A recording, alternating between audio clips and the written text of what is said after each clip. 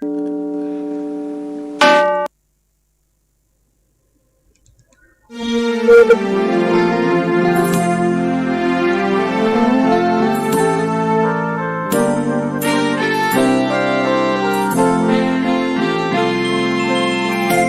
แดนถิ่นดงธุรกันดารมีนามเรียกขานของศิษย์พระตถาคตผู้ออกเผยแผ่ธรรมะแก่ผู้รชนมิให้มองมนปลดทุกข์ด้วยทางธรรมธรรมจาริกธรรมจาริกธรรมจาริกถึงอยู่กลางป่าหรือว่ายอดดอยท่านไม่เคยถอยเฝ้าคอยชี้นำให้ใช้ธรรมะขององค์พระพุทธธรรมให้ใจสุขล้ำน้อมนำทำกรรมดีธรรมจาริกธรรมจาริกธรรมจาริกเร่งพัฒนาการอยู่การกินให้มีชีวิตสุขสันต์เปรมปรีพบแสงสว่างส่องทางสร้างความดีให้มีความสุขความทุกข์หายไปธรรมจาริกธรรมจาริกธรรมจาริก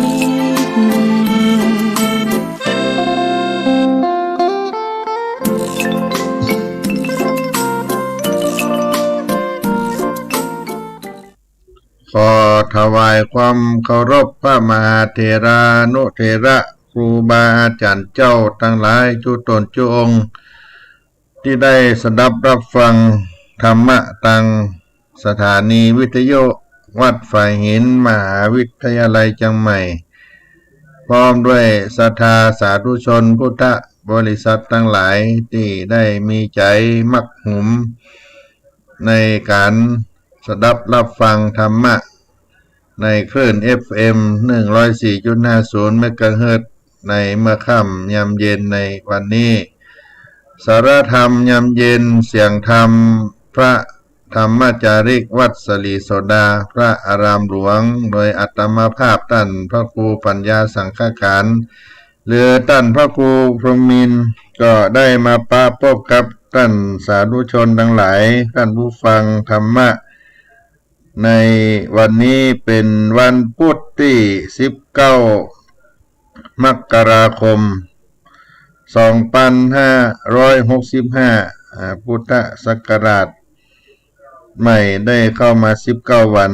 ถ้าเป็นจันทรคติก็ตรงกับเดือน4เหนือลง2ค่ำในวันนี้ก็ได้มาพบกันแถมวาระหนึ่งเมื่อค่ำยามเย็นในวันนี้อากาศที่ผู้ชูบันพอดตีนดอยอ้อยจ้างวัดสลีโสดาก็ยังเป็นหมอกเมฆฟ้าเมื่อค่ำยามเย็นก็ยังหนาวกันอยู่แต่ก็นี่ฝนตกโอ้นักพอสมควรฝนจะลากะจะลงกะ จะลงฤดูจะมาลาน้ำฟ้าน้ำเหมยก็เป็น5ใหญ่พอสมควรหลายที่หลายแห่งดูตามเฟซตามไลน์ก็ตกเหมือนกันตามที่ได้ดู ในอินเทอร์เน็ตตามเฟซตามไลน์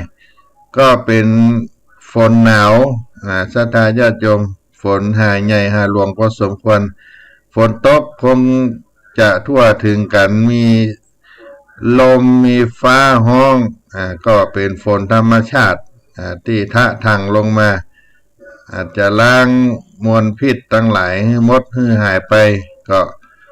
ได้ความชุ่มความเย็นความเน็บความหนาวเข้ามาแถมแต่ก็ถือว่าเป็น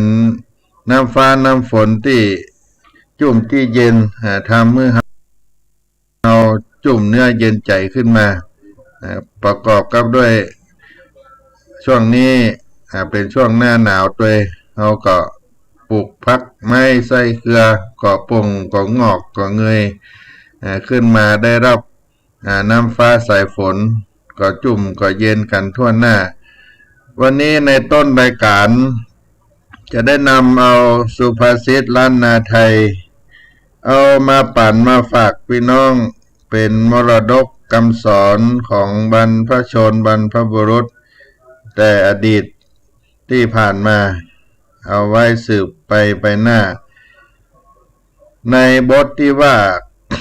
เงินคำอยู่ที่คมพระเสื้อผ้าอยู่ที่คมขวานเงินคำอยู่ที่คมพระเสื้อผ้าอยู่ที่คมขวานเงินทองอยู่ที่คมพระเสื้อผ้าอยู่ที่คมขวานความหมายทรัพย์สมบัติก็เกิดจากความขยันหมั่นเพียรของคนเฮาถ้าเฮาขยันหมั่นเพียรทรัพย์สมบัติก็จะเกิดขึ้นอาจารย์สนั่น ธรรมธิสำนักส่งเสริมศิลปวัฒนธรรมมหาวิทยาลัยเชียงใหม่เปิ้นได้ประพันธ์เป็นบทกล่าวเอาไว้ว่าเอาคมมีดพระผ่าจักทักษานประกอบการงานหิรันจริงได้ยิ่งเอาคมขวานผ่าฟันใจผ้านุ่งครัวใบกูดเชื้อตึงบ่อเขียมสังหุ้มหนังห่มเนื้อวัดถาผ้าเสื้อแพรพันบ่มียากไร่ในคนขยันวัดถาสุวรรณหิรันหลังค่อนในคราวนี้ก็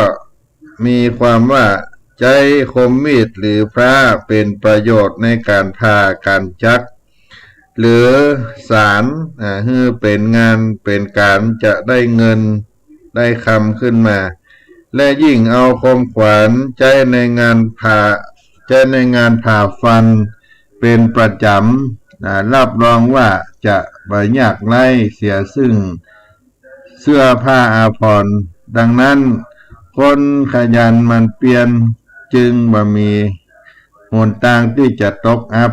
นอกจากนั้นวัฏฐาอาภรณ์เสื้อผ้าเครื่องประดับประดาที่มีค่ายังเพิ่มพูนทวีคูณขึ้นกับคนที่ขยันหมั่นเพียรทรัพย์สมบัติก็เกิดจากความขยัน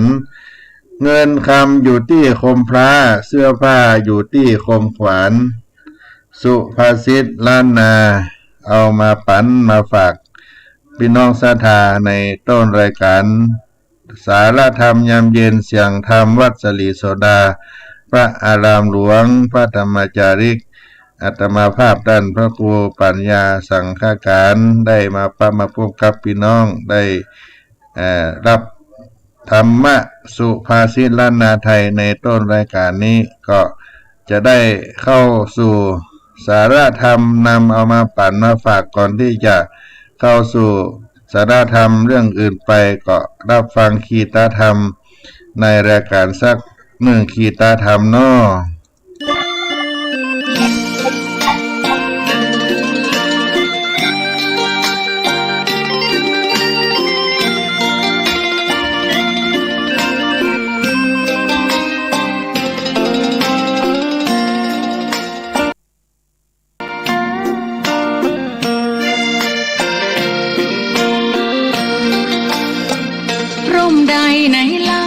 จะเย็นเท่าร่มโพธิ์ทองทั่วลาศรัทธายกย่องร่มของพุทธศาสนายิ่งกว่าร่มใดกันแดดไฟฝนลมนาแผ่กิ่งก้านสาขาปกคลุมประชาทุกชีวิตเย็นใดไหนจะเทียมเท่าเย็นใจพระธรรมที่ทรงตรัสไว้เป็นความจริงใสตรัสไว้ด้วยดีผู้ทำเห็นเองไม่จำกัดการเวลานาทีผิดถูกแก้กันตรงนี้จะไม่มี ปวงพุทธศาสนาเชื่อมมากับเมืองสยามวัดบ้านโรงเรียนเขตข้ามปฏิบัติตามแม่ยามเรรวนคิดทำสิ่งใดเป็นไปเพื่อประโยชน์ทั้งมวลทำดีละสิ่งยั่วยวนขนึงครวญทางสายกลางชนะในเล่าจะเทียมเท่าชนะตนยิ่งใหญ่ในทุกแห่งหนยิ่งกว่าชนะคนในสงครามไม่มีกลับแพ้ไม่มีเรื่องแย่มาลุกลามประพฤติปฏิบัติตามองค์สัมมาสัมพุทธเจ้า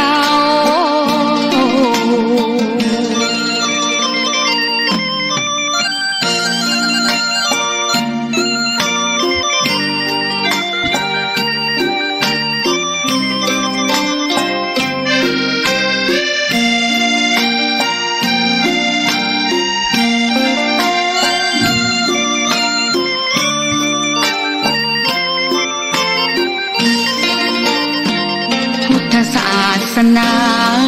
เชื่อมมากับเมืองสยามวัดบ้านโรงเรียนเขตข้ามปฏิบัติตามแม่ยามเรรวนคิดทำสิ่งใดเป็นไปเพื่อประโยชน์ทั้งมวลทำดีละสิ่งยั่วยวนขนึงครวญทางสายกลางชนะในเล่าจะเทียมเท่าชนะตนยิ่งใหญ่ในทุกแห่งหนยิ่งกว่าชนะคนในสงครามไม่มีกลับแพ้ไม่มีเรื่องแย่มาลุกลามประพฤติปฏิบัติตามองค์สัมมาสัมพุทธเจ้า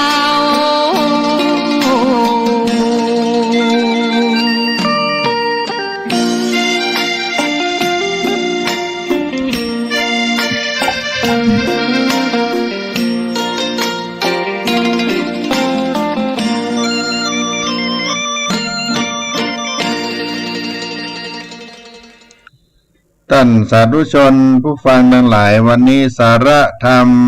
ยามเย็นวัดสลีโสดาพระอารามหลวงจังหวัดเชียงใหม่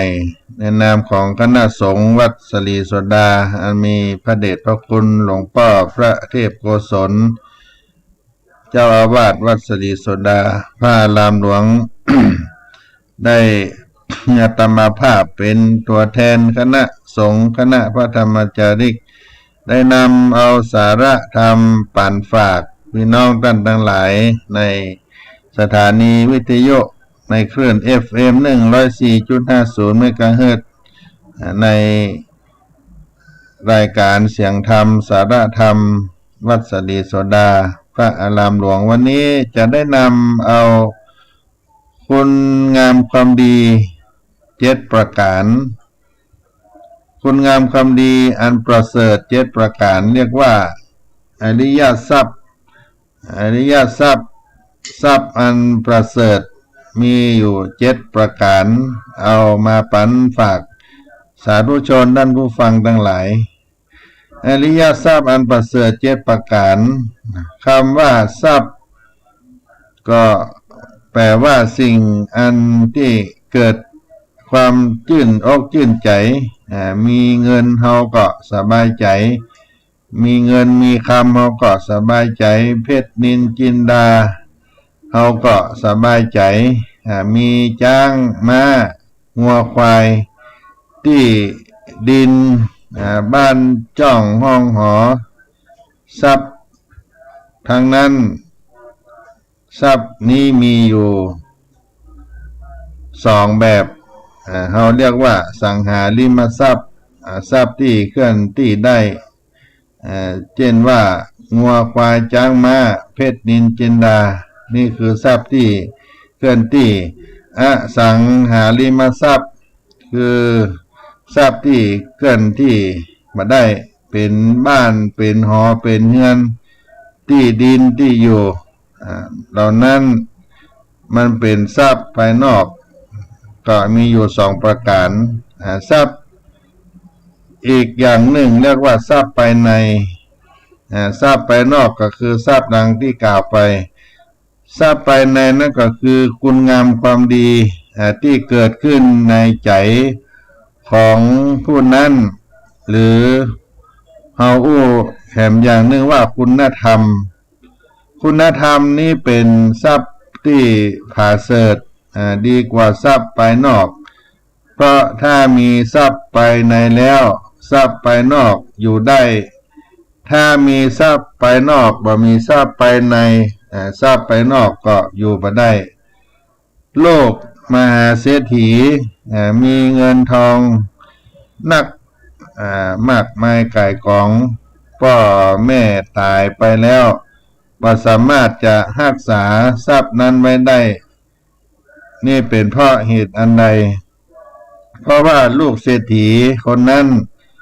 บ่มีทรัพย์ภายในจึงบ่สามารถหาทรัพย์ภายนอกได้แต่ถ้ามีทรัพย์ภายในแม้บ่มีทรัพย์ภายนอกเขาก็สามารถหาทรัพย์ภายนอกได้ตั้งเนื้อตั้งตัวเป็นหลักฐานเพราะมีทรัพย์ภายในนี้และญาติโยมทั้งหลายทรัพย์ภายในจึงสำคัญกว่าทรัพย์ภายนอกทรัพย์ภายนอกเป็นทรัพย์อาศัยทรัพย์ภายในนั้นเป็นทรัพย์แต่ที่อยู่กับตัวเฮาตลอดเวลาตกน้ำบ่ไหลตกไฟบ่ไหม้โจรให้จะมาลักมาจี้เอาไปก็บ่ได้เพราะอยู่ภายในอยู่ในจิตในใจของเฮาอยู่กับเฮาตลอดเวลาใจได้จนกระทั่งเฒ่าแก่ชราจนถึงมวยมิ่งสังขารไปจึงเป็นของที่อันผาเสริฐพระพุทธเจ้าท่านจึงสอนเรื่องทรัพย์ภายในให้ทุกคนเอาไปใจเป็นของที่บ่หมดบ่สิ้นกินบ่หมดว่าอย่างนั้นถ้าหูแล้วก็บ่หมดบ่สิ้นก็คือทรัพย์ภายในนั่นเองเป็นของที่ประเสริฐทรัพย์ภายในที่พระพุทธเจ้าต้านให้แก่ผู้ใดเป็นครั้งแรกพระองค์ได้ให้ทรัพย์อันประเสริฐแก่ผู้ใดในครั้งแรกก็ให้แก่พระราหุลเถระโอรสเวลาพระพุทธเจ้าเสด็จมากรุงกบิลพัสดุมาสอนธรรมะพระพุทธเจ้าตรัสรู้แล้วไปเทศนาเมืองกบิลพัสดุก่อนไปที่อื่นก่อนไปเทศเมืองปาราณสีไปเมืองราชคฤห์ยังบ่ได้ไปกรุงกบิลพัสดุเมืองของพระองค์บ้านเกิดเมืองนอนของพระองค์ของพระราชบิดาเพราะเหตุใดเป็นเช่นนั้นก็คือพวกสากยะที่มีทิฏฐิมานะมากนักพระพุทธเจ้าเวลานั้นก็เรียกว่าเป็นคนรุ่นหนุ่มแม้เมื่อออกบวชแล้วก็ยังอยู่ในวัยหนุ่มบ่าใจคนแก่ชราพวกสากยะแก่ๆเท่าๆทั้งหลายถ้าไปเทศนาไปสอนอย่างนั้นก็บ่ค่อยเอาใจใส่เหมือนกับพระเฮานี่ยังเป็นตู้ปี้ตู้น้อยถ้าไปเทศนาไปเทศที่บ้านเกิดเมืองนอนของตัวเก่าคนทั้งหลายนั้นก็บ่ค่อยเชื่อค่อยฟังเพราะก็หันเป็นลูกเป็นหลานกันอยู่เป็นลูกเป็นหลานก็ฟังกันไปอย่างนั้นพอเทศจบแล้ว ก็คุยเรื่องสมัยอดีตไม่สมัยเจ้านั้นยังเป็นเด็กเป็นละอ่อนอยู่ก็อู้กันเรื่องแต่เก่าแต่หลังไปหมดการเทศก็บ่มีประโยชน์นะอันใดที่จะได้ประโยชน์กับเขาเหล่านั้นได้ถ้าไปเทศที่อื่นที่ไกลที่ ที่เขาบ่ฮู้พอไปเทศบ้านเดิมพวกรุ่นเท่ารุ่นแก่ก็จะ มาอู้มาศูนย์ในการเทศของเฮานั้นว่าได้เรื่องได้ประโยชน์อันใดเพราะฉะนั้นก่อนไปเทศก็จะต้องไปสร้างชื่อเสียงไว้ที่อื่นก่อนให้เขาได้สนใจว่าเป็นคนที่มีความสำคัญเขาจะได้สนใจก็เช่นเดียวกันที่องค์สมเด็จพระสัมมาสัมพุทธเจ้าที่พระองค์ทรงกระทำอย่างก็ต้องทำเหมือนกับที่พระองค์ได้กระทำดังกล่าวที่ได้อู้ไปพระพุทธเจ้าพระองค์บ่ได้กลับไปบ้านเดิมก่อนแต่ว่าไปเทศรอบนอกเมื่อข่าวมันกระจายไปถึงพวกญาติทั้งหลายก็ใครปะใครปกใครฟังเทศฟังธรรมก็จึงได้ส่งกาลุทายีอมาตย์ไปนิมนต์ขั้นแรกก็ส่งคนอื่นไป แล้วส่งไปถึง3 พวกไปแล้วก็บวชไปทั้งหมดบวชแล้วก็นิ่งเฉยเสียบ่ได้กลับมาทูลมาบอกบวชแล้วก็เพลิดเพลินกับธรรมกับความพ้นทุกข์ก็บ่ได้ทูลเชิญพุทธองค์กลับไปเทศนาธรรมบ้านเดิมต่อมาได้ส่งกาลุทายีอมาตย์ไปเพราะว่าเป็นคนที่ใช้งานใช้การได้แล้วก็รุ่นราวคราวเดียวกับพระพุทธเจ้าเป็นสหชาติด้วยเป็นสหชาติกาลุทายีเวลาจะไปก็ขอพระบอกว่าข้าพระองค์ไปแล้วต้องขอบวชด้วยอนุญาตนี่แต่บวชแล้วอย่าลืมพาพระพุทธเจ้ามาเมืองกบิลพัสให้ได้กาลุทายีก็ไปบวชแต่บวชจริงบวชแล้วก็อยู่จำพรรษาพอออกพรรษากาลุทายีก็เข้าไปกราบทูลว่าพื้นดินแห้งแล้วฝนฟ้าบ่ตกตังเดินสะดวกขออัญเชิญพระผู้มีพระภาคได้เสด็จไปกรุงกบิลพัสพระราชบิดาพระญาติกำลังคอยต้อนรับพระองค์พระองค์ก็เลยออกเดินทางไปจากเมืองสาวัตถีไปสู่เมืองกบิลพัสเดินทางกันเมื่อนานตั้งเวลาเป็นเดือนกว่าพอไปถึงเขาก็ต้อนรับขับสู้อย่างดีญาติบางคนก็อยู่เฉยๆไม่ได้แสดงอาการนั้นใดแต่ว่าพวกอื่นก็พร้อมใจที่จะฟังองค์สมเด็จพระสัมมาสัมพุทธเจ้ามาเทศพระองค์ก็เลยเทศนาธรรมทีนี้วันหลังที่พระองค์ออกบิณฑบาตพระนางปิมปาก็เอา พระราหุลมาจี้ให้ดูว่า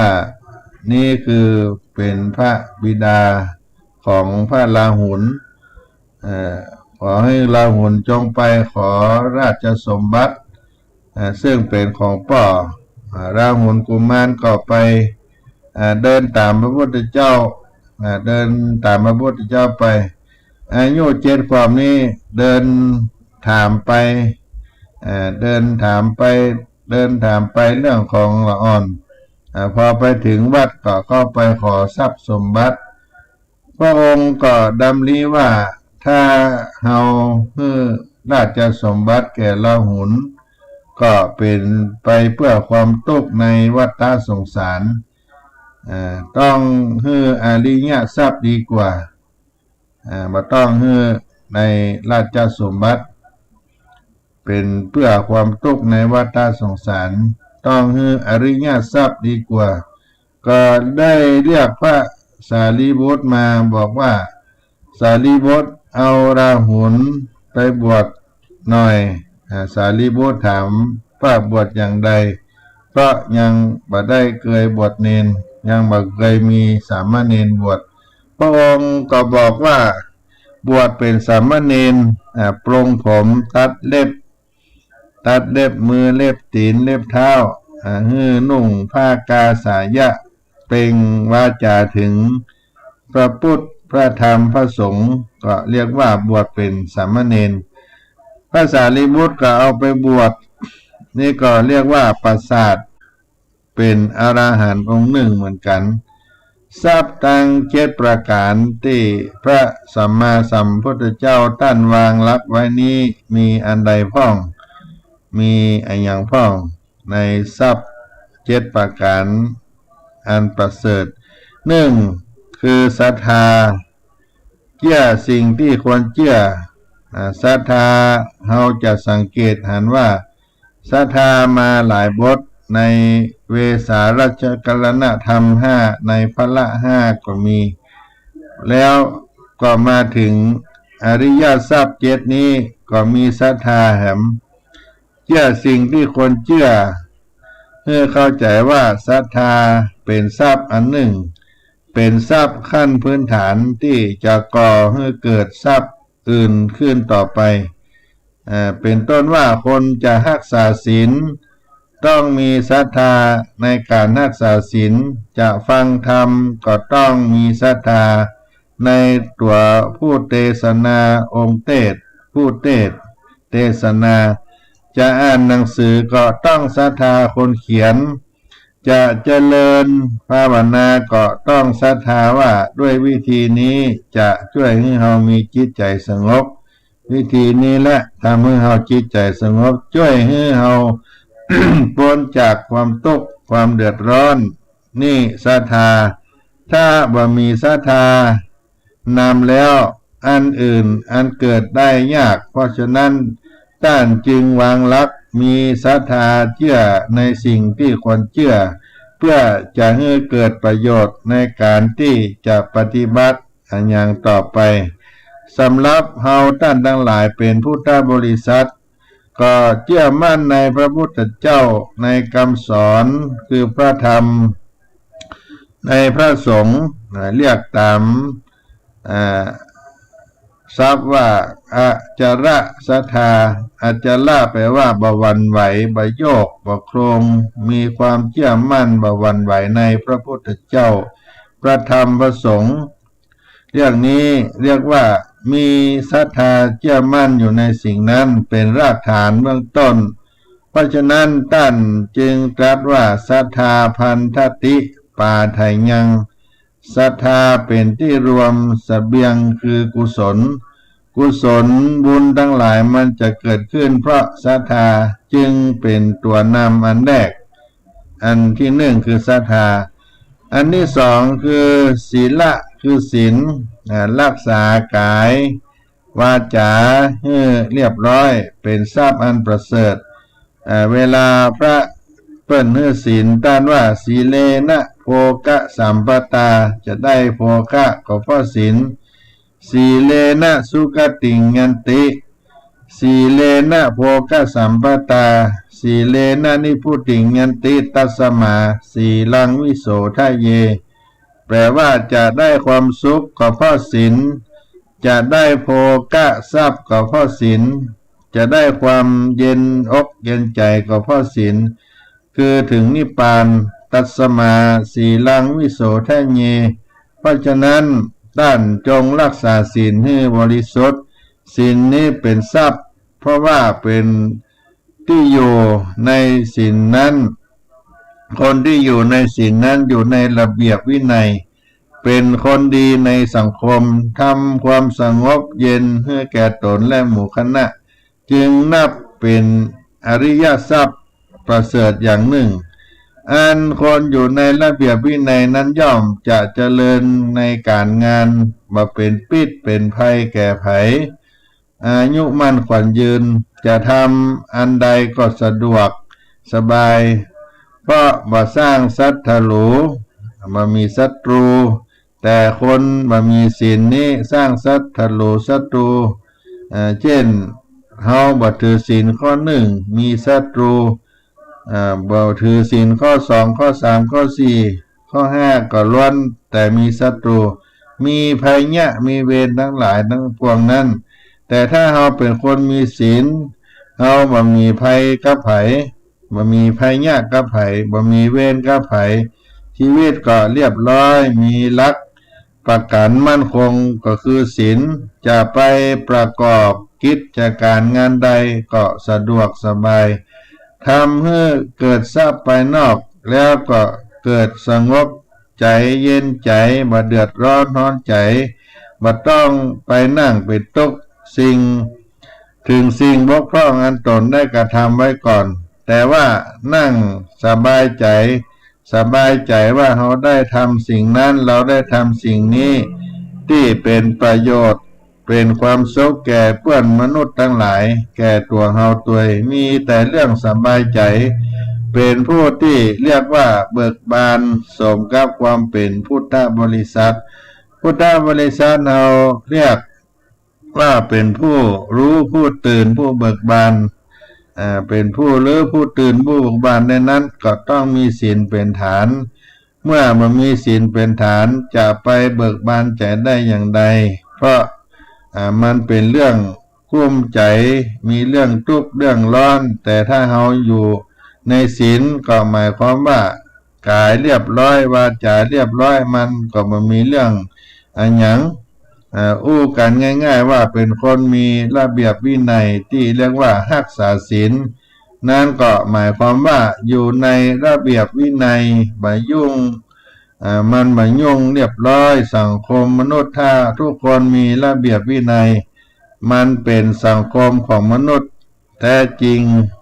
เป็นสังคมของมนุษย์จริงๆมนุษย์แท้ๆแต่ถ้าบ่มีระเบียบวินัยแล้วมันเป็นมนุษย์เกิงกลางบ่ใช่โลกแห่งมนุษย์แต่ว่าเป็นโลกครึ่งแห่งอันยังเขาก็บ่ฮู้วุ่นวายมีปัญหาเพราะฉะนั้นศีลเป็นทรัพย์อันประเสริฐสำหรับชีวิตของเราที่จะให้เราได้รับความเย็นกายเย็นใจและเป็นฐานให้เกิดทรัพย์สมบัติอย่างอื่นต่อไปข้อที่3ที่4คือหิริโอตตัปปะสองข้อนี้อยู่คู่กันหิริความละอายต่อบาปทุจริต โอตตัปปะสะดุ้งกลัวต่อบาปธรรมะ2ประการนี้หิริโอตตัปปะเป็นของคู่กันหิริความละอายต่อบาปโอตตัปปะสะดุ้งกลัวต่อบาป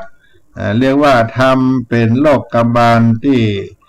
เขาได้ห้ามได้เรียนกันมาในหมวด2ธรรมคุ้มครองโลกคือหิริโอตตัปปะคุ้มครองบุคคลคนเฮาถ้ามี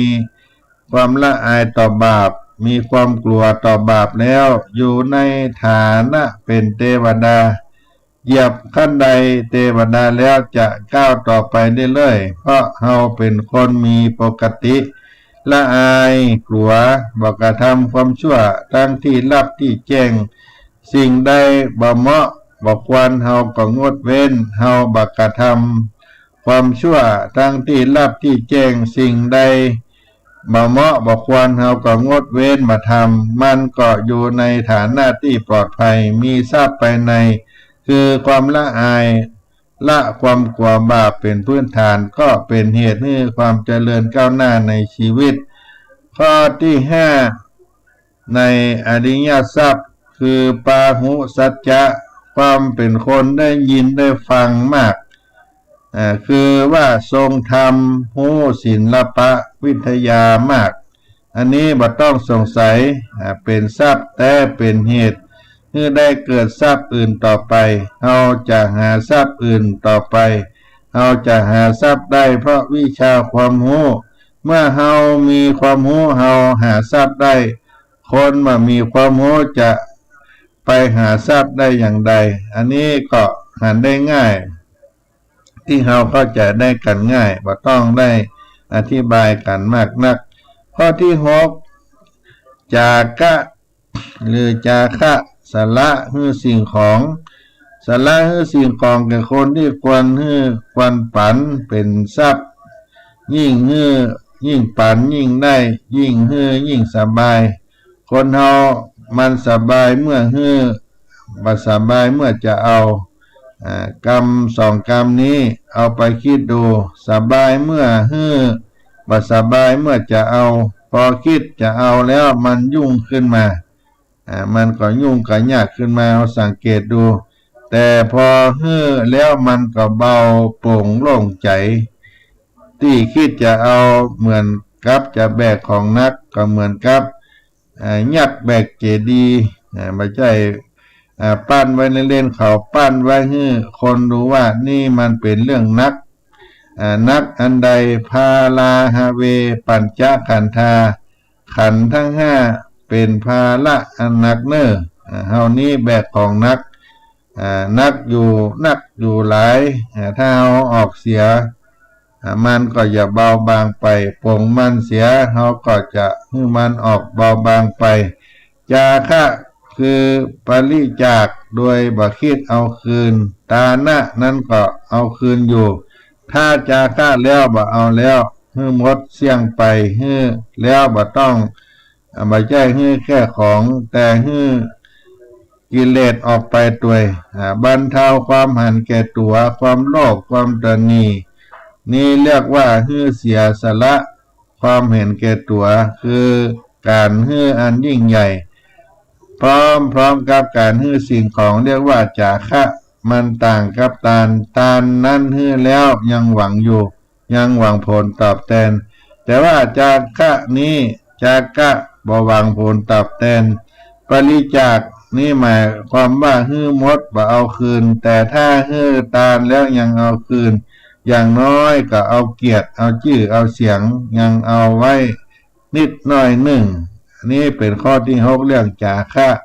อันที่7ปัญญารอบรู้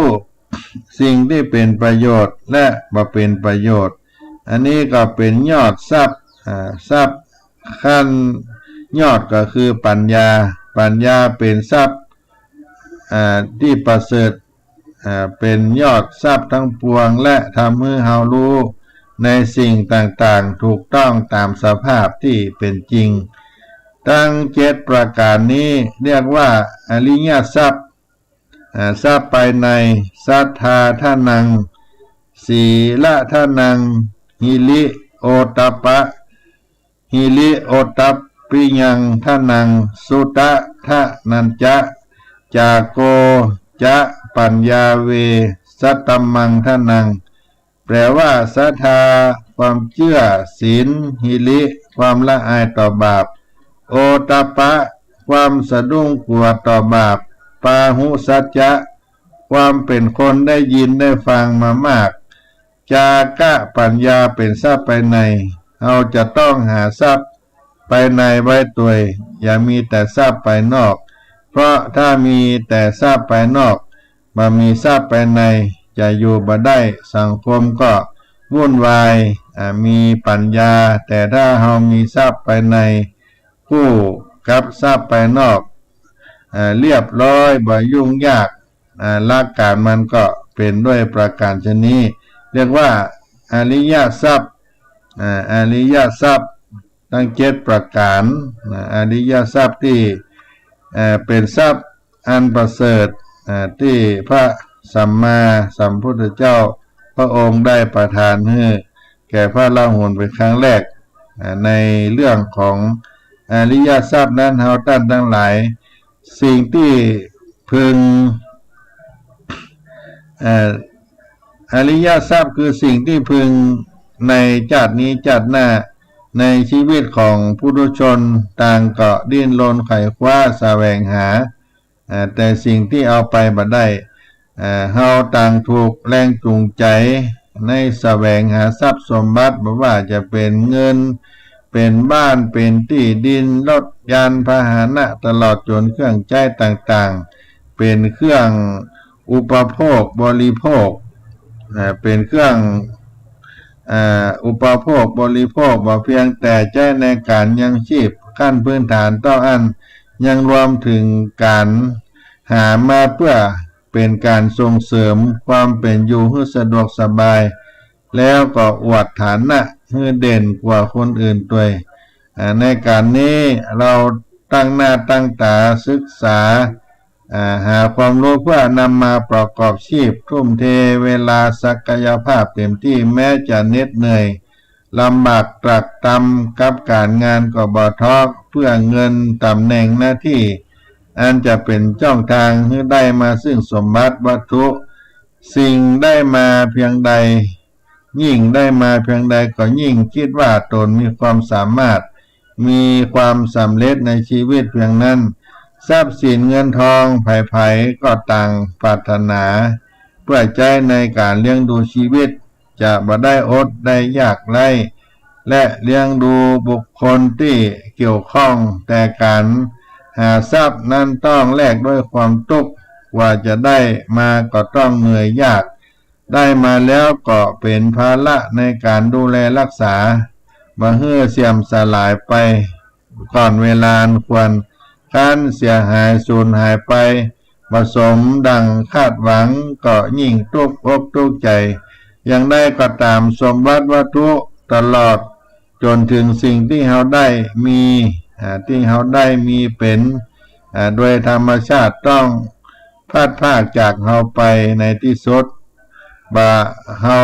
จากไปก่อนสิ่งนั้นก็จากไปก่อนเราโดยเฉพาะวาระสุดท้ายของชีวิตเมื่อตายไปเราจะเอาสิ่งดังกล่าวไปบ่ได้เลย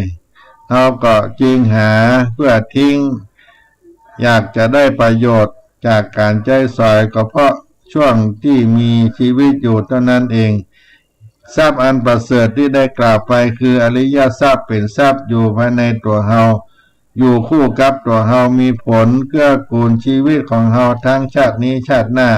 เป็นทรัพย์ที่เอาไปบ่ได้ทรัพย์7อย่างที่ได้กล่าวไปคือศรัทธาศีลหิริโอตตัปปะพาหุสัจจะจาคะและปัญญาศรัทธาความเชื่อหมายถึงความเชื่อเรื่องกรรมโดยเชื่อว่าทำดีก็ย่อมได้ดีทำชั่วก็ย่อมได้ชั่วบ่เปลี่ยนบ่แปลงอย่างอื่นเหมือนอ้อยย่อมฮื้อรสหวานบรเพชรก็ย่อมฮื้อรสขม2เชื่อในผลกรรมที่ตนทำไว้หากเป็นกรรมดีจะตอบสนองในทางที่เป็นกุศลส่วนกรรมที่ชั่วก็จะตอบสนองในทางที่เป็นโทษศรัทธาเชื่อว่าสัตว์โลกมีกรรมเป็นของตนที่ได้มีเป็นการอยู่ในปัจจุบันล้วนเป็นผลจากกรรมที่ตนได้ทำไว้ทั้งสิ้นศรัทธาเชื่อในตรัสรู้ของพระพุทธเจ้าเป็นทางที่นำสัตว์โลกไปสู่ความพ้นทุกข์ได้จริงความเชื่อดังกล่าวจะช่วยให้เราได้ชีวิตใช้ชีวิตอย่างระมัดระวังบ่ทำชั่วและมีกำลังใจที่จะทำความดีรวมทั้งมุ่งมั่นปฏิบัติคำสอนของพระพุทธเจ้าเพื่อเป็นทางนำพาชีวิตไปสู่ความพ้นทุกข์และอันที่สองก็คือศีลได้แก่การประพฤติสุจริตตั้งกายวาจาใจตั้งกายก็คือบ่มีเจตนาฆ่าลักประพฤติผิดในกรรมในทางวาจาบ่มีเจตนาได้โกหกพูดส่อเสียดกรรมหยาบกรรมปาโลบ่ดีบ่งามเพ้อเจ้อในทางใจก็คือมีเจตนาบ่มีเจตนาเอาของคนอื่นมาเป็นของตนก็คือความโลภบ่คิดร้ายต่อผู้อื่นก็คือความโกรธบ่เห็นผิดไปทางคันลองของธรรมก็คือความหลงหากรักษาศีลได้ก็บ่เบียดเบียนผู้อื่นและบ่ต้องมีวิบากกรรมอันเป็นเหตุให้ผู้อื่นมาเบียดเบียนตนคนที่มีศีลย่อมเป็นที่ไว้วางใจของคนรอบข้างจะทำการสิ่งใดก็สำเร็จได้ง่ายเพราะมีคนรักเมตตาได้สนับสนุนอันที่สามนั้นหิริความละอายต่อบาปสามารถควบคุมตนเองได้โดยบ่ต้องมีกฎระเบียบหรือผู้อื่นมาควบคุมเพราะจิตใจได้ยกระดับขึ้นสูงแล้วย่อมมีเมตตาที่จะบ่คิดร้ายต่อผู้อื่นทั้งในที่ลับที่แจ้งอันที่สี่โอตตัปปะความเกรงกลัวต่อบาปเพราะเชื่อเรื่องผลกรรมเชื่อว่าหากตนทำบาปอกุศลโดยไปทำร้ายผู้อื่นแล้วจะต้องได้รับผลแห่งการกระทำตอบสนองมาภายหลังซึ่งอาจจะรุนแรงยิ่งกว่า ทำกับผู้อื่นด้วยเช่นต้องไปตกนรกเป็นต้นพหุสัจจะได้แก่การเป็นผู้ได้ยินได้ฟังศึกษามามากมีความอ่อนน้อมถ่อมตนที่จะเข้าไปศึกษาหาความรู้จากผู้รู้สัตตบุรุษเปิดใจรับความรู้ต่างๆมาพิจารณาเกิดปัญญาในชั้นต้นเรียกว่าสุตมยปัญญาจากนั้นก็นำความรู้ที่ได้รับมาวิเคราะห์จัดระบบความรู้สามารถต่อยอดเป็นความรู้ของตนได้เรียกว่าจินตามยปัญญาความรู้ที่ทำให้คนฉลาดองค์ ฉลาดบ่ถูกจักนำไปในทางที่ผิดข้อที่หกจากกะได้แก่การมีจิตใจเพื่อแผ่เอื้อเฟื้อเพื่อแผ่เสียสละแบ่งปันทรัพย์ของตนให้กับผู้อื่นมาหันแก่ตัวมาคิดเอาเปรียบผู้อื่นเป็นจิตที่เมตตาปรารถนาให้ผู้อื่นพ้นจากความทุกข์เดือดร้อนเป็นที่เปื้องของผู้อื่นเป็นที่เปื้องของผู้ที่มีทุกข์มีภัยบุคคลดังกล่าวย่อมเป็นที่รักของผู้ที่สัมพันธ์ตัวอันที่เจ็ดปัญญาได้แก่เป็นผู้ที่สามารถแยกแยะผิดชอบชั่วดีรู้ว่าสิ่งใดมีสาระเป็นบุญกุศลเป็นไปเพื่อประโยชน์ตนเพื่อประโยชน์เกื้อกูลผู้อื่นก็จะทำสิ่งนั้นโดยบ่ท้อถอยเช่นเดียวกับที่รู้ว่าสิ่งใดบ่มีสาระเป็นบาปอกุศลเป็นการเบียดเบียนตนหรือผู้อื่นก็จะหักห้ามใจบ่ทำนอกจากนี้ปัญญาก็ยังเป็นการเหลาเป็นการฝึกหัดคัดเหลาเอาชนะความชั่วทำแต่ความดีเข้าใจความเป็นจริงของชีวิตและสิ่งทั้งหลายที่เกิดขึ้นตั้งอยู่และก็ดับไปด้วยเหตุปัจจัยจึงจะช่วยให้คลายจากความยึดมั่นสำคัญผิดอันเป็นเหตุแห่งทุกข์ทำให้ทุกข์ได้เบาบางลงไปได้เฮาต่างแสวงหาทรัพย์สมบัติกันมามากบางครั้งก็ใช้เวลาบางครั้งก็ใช้วิธีการที่บ่ถูกผิดกฎหมายศีลธรรมเพียงเพื่อให้ได้มาซึ่งทรัพย์และบางคราวทรัพย์นั้นก็ย้อนมาทำลายตนเฮาจนถึงแก่ชีวิตก็มีอย่างใดก็ตามทรัพย์ที่หามาได้ก็เพื่อใช้ยังชีพเฉพาะในชาตินี้เท่านั้นบางส่วนก็มีผู้อื่นมาใช้มาแย่งมาชิงมาโกงเอาไปที่เหลือจากการใช้บอกว่าจะมากน้อยเพียงใดตายไปเมื่อตายไปก็ต้องทิ้งทรัพย์ทั้งหลายเหล่านั้นไว้เอาไปบ่ได้เลยก็ถึงเวลาเฮาท่านทั้งหลายที่ควรจะได้แสวงหาอริยทรัพย์เพื่อเป็นสิ่งที่เปิ้งทั้งในชาตินี้ชาติหน้าเป็นทรัพย์ที่บ่มีใครมาแย่งมาชิงจากเฮาไปได้เป็นทรัพย์อันประเสริฐที่นำมาพาชีวิตของเฮาไปสู่ความเจริญรุ่งเรืองอย่างแท้จริงวันนี้รายการเสียงธรรมวัดสลีโสดาพระอารามหลวงอาตมาภาพก็ได้นำเอาเรื่องอริยทรัพย์อันประเสริฐมาปั่นมาฝากพี่น้องเป็นสิ่งที่เป็นที่เปิ้งทั้งในชาตินี้และชาติหน้าให้กับตัวเฮาได้มีความเจริญรุ่งเรืองอย่างแท้จริงก็เอามาปั่นมาฝากพี่น้องศรัทธาท่านทั้งหลายในวันนี้วันพุธที่19มกราคมพุทธศักราช2565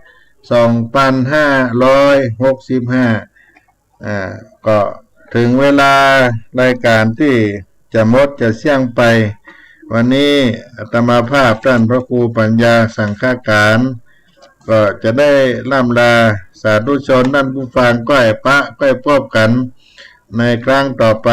ในวันจันทร์หน้าซึ่งเวลาในการมาดำเนินรายการก็เป็นวันจันทร์วันอังคารวันพุธวันจันทร์ก็ภาคบ่ายโมงถึง2 โมงแล้วก็5 โมงถึง6 โมงแรงวันจันทร์วันอังคาร2 เวลาบ่ายโมงแล้วก็5 โมงและวันพุธ ก็เวลา5 โมงแรงถึง6 โมงแรงก็จะได้ล่ำลาศรัทธาญาติโยมไว้เพียงเก้าอี้ก่อนขอความสุขความเจริญจงมีแก่ท่านทั้งหลายขออนุโมทนากับแม่จันเพนคำโปธาแล้วก็หลายๆท่านเพิ่นได้สดับรับฟังธรรมะได้ตักตายมาหลังไม่ตักตายมาในเฟซในไลน์อนุโมทนาบุญขอให้บุญกุศลปกปักรักษาทุกท่านที่ได้รับฟังธรรมะได้มาตักมาตายครับท่านพระครูปัญญาสังฆการมีความสุขความเจริญทุกท่านทุกคนที่ได้สดับรับฟังทางปัจจุบันและรับฟังย้อนหลังทุกท่านทุกคนวันนี้สุขสดีจงมีแก่ท่านทั้งหลายผู้ผู้ในคนอุปัตตวะภัยไข่ขานผ่านแล้วของหื้อกาดแก้วจากอัตตา8 พระการนั้นอย่าด้านมาหาฝูงหมู่พดาคนฟังดังอันพระเปิงพระปายนาลายสอดด้านพระสมยมทันข่มตาจุ่มฟีกหลีกไกไปอยู่ขอบฟ้าไกลจากแหล่งล่าคนฟังอายุวันนะพละสุขังสมวัจนังเหมือนกันตัวหน้าเหมือนกันจุผู้ในคนจัตตาโลธรรมาวัฏันติอายุวัน